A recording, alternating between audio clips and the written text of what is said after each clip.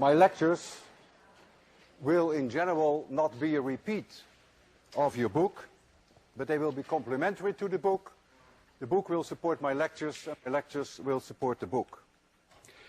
You will not see any tedious derivations in my lectures. For that we have the book. But I will stress the concepts, and I will make you see beyond the equations, beyond the concepts.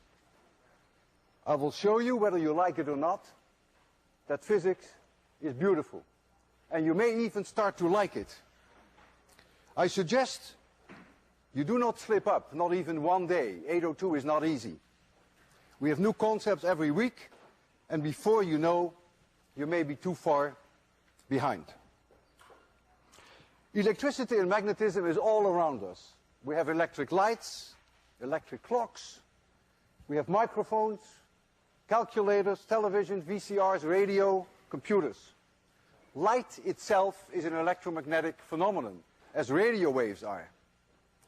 The colors of the rainbow in the blue sky are there because of electricity, and I will teach you about that in this course. Cars, planes, trains can only run because of electricity.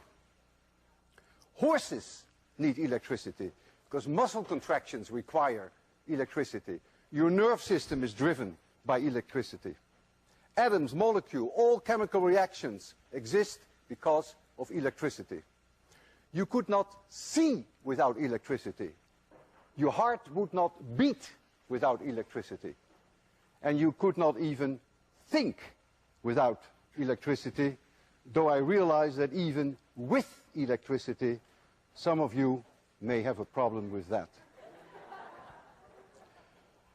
The modern picture of an atom is a nucleus, which is very small compared to the size of the atom. The nucleus has protons, which are positively charged, and it has neutrons, which have no charge. The mass of the proton is approximately the same as the mass of the neutron, is about 6.7 times 10 to the minus 27 kilograms.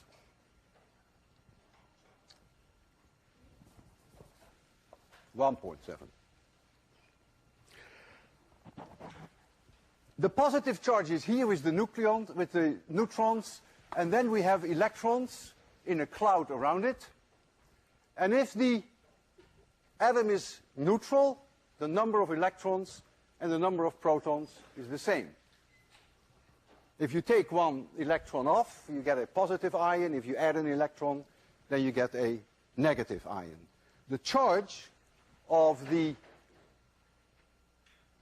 electron is the same as the charge of the proton. That's why the number is the same for neutral atoms.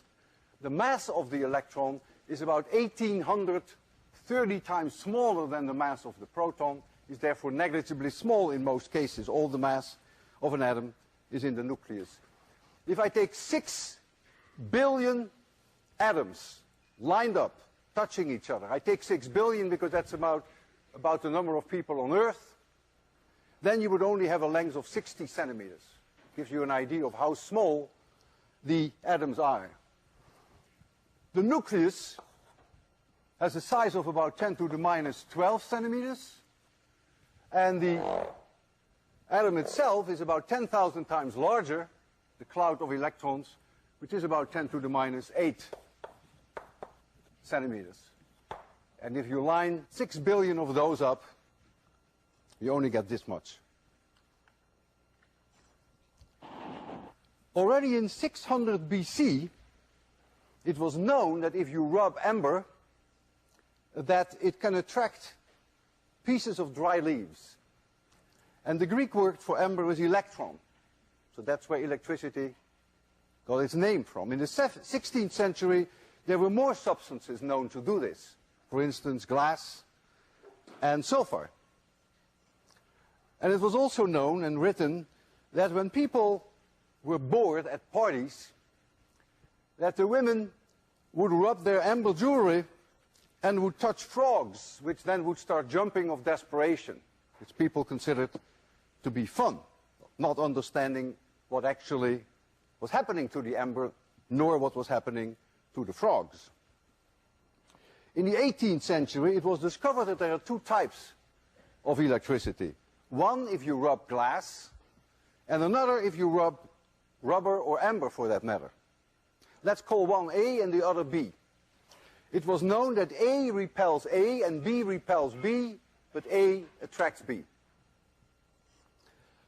And it was Benjamin Franklin, without any knowledge of electrons and protons, who introduced the idea that all substances are penetrated with what he called electric fluid, electric fire. And he stated, if you get too much of the fire, then you're positively charged, and if you have a deficiency of that fire, then you're negatively charged.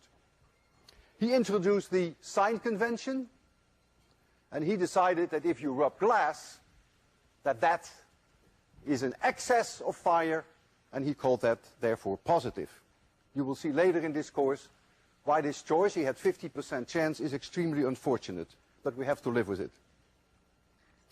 So if you take this fluid, according to Benjamin Franklin, and bring it from one substance to the other, then the one that gets an excess becomes positively charged, but automatically, as a consequence of that, the one from which you take the fluid becomes negatively charged.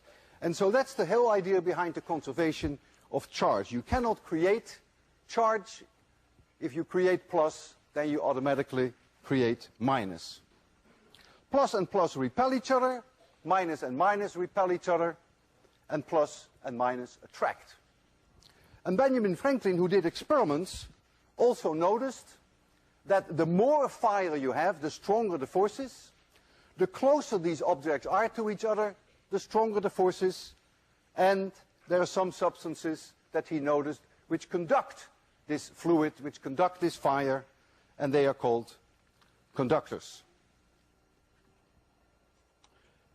If I have a glass rod, as I have here, and I rub it, then it gets this positive charge that we just discussed.